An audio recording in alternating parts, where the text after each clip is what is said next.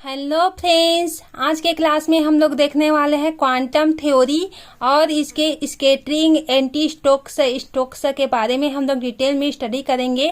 तो आइए स्टार्ट करते हैं आज का क्लास। आज के क्लास में हम लोग देखने वाले हैं फ्रेंड्स, ये एमएससी फर्स्ट सेमेस्टर का स्पेक्ट्रोस्कोपी का आईएमपी क्वेश्चन है। तो इसको हम लोग डिटेल में पढ़ेंगे और समझेंगे कि क्या होता है। आप लोग मेरे साथ नोट्स बनाते रहें ताकि ये हिंदी इंग्लिश मिक्स है फ्रेंड्स, बहुत मुश्किल से मिलता है, तो आप मेरे साथ साथ नोट्स बनाते रहें। आइए स्टार्ट करते हैं आज का क्लास। आज की क्लास में देखेंगे फ्रेंड्स, पहले फर्स्ट टॉपिक होता है क्वांटम थ्योरी। क्वांटम थ्योरी क्या होता है फ्रेंड्स? क्वांटम थ्योरी क्या होता है? क्वांटम थ्योरी किससे रिलेटेड होता है? पार्टिकल नेचर से रिलेटेड होता है। क्वांटम थ्योरी किसको बताता है? पार्टिकल नेचर को बताता है कि पार्टिकल नेचर कैसा होता है। अब हम लोग देखेंगे, क्या देखेंगे? पार्टिकल नेचर बताता है क्वांटम थ्योरी को। इसकी 3 पॉसिबिलिटी होती है। क्या क्या पॉसिबिलिटी होती है? फर्स्ट पॉसिबिलिटी होती है, यहाँ पर जो मॉलिक्यूल जो होता है, यहाँ पर क्या होता है? यहाँ पर मॉलिक्यूल होता है, यहाँ पर ईएमआर जो है रेडिएशन एनर्जी, यहाँ पर क्या होता है? यहाँ पर आता है, यहाँ पर से आता है, तो जैसा का तैसा यहाँ पर से ये निकल जाता है। आया और निकल गया, तो ये क्या हुआ फ्रेंड्स? ईएमआर जिस एनर्जी के साथ आता है उसी एनर्जी के साथ वापिस चला जाता है। तो ये क्या होता है? ईएमआर जिस एनर्जी के साथ आता है तो उसी एनर्जी के साथ वापस चली जाती है। ये फर्स्ट पॉसिबिलिटी होता है। और सेकंड पॉसिबिलिटी क्या होता है फ्रेंड्स? ईएमआर जिस एनर्जी के साथ आता है, ये क्या होता है?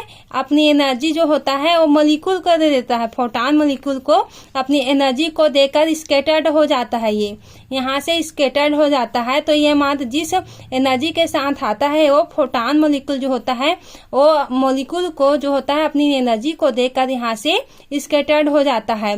ये सेकंड पॉसिबिलिटी होती है। और थर्ड पॉसिबिलिटी क्या होता है फ्रेंड्स?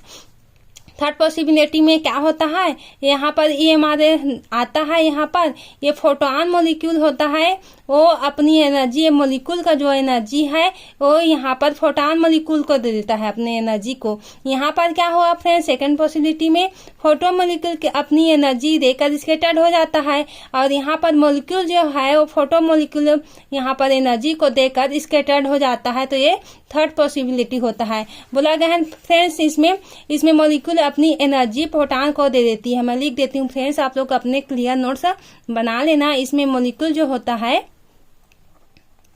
अपनी एनर्जी देकर क्या होता है?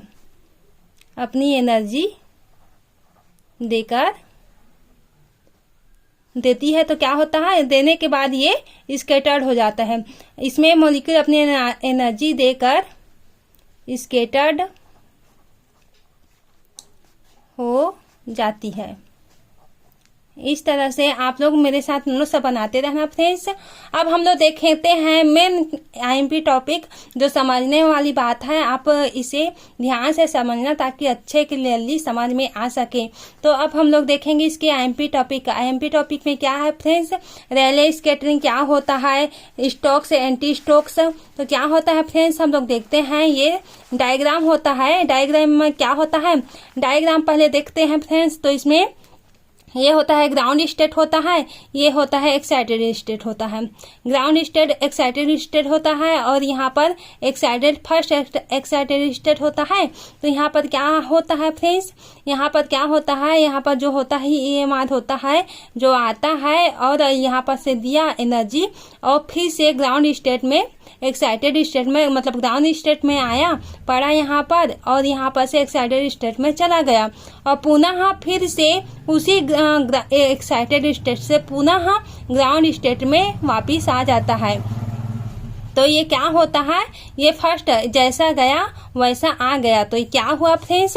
ये होता है हम लोगों का रेले स्कैटरिंग होता है।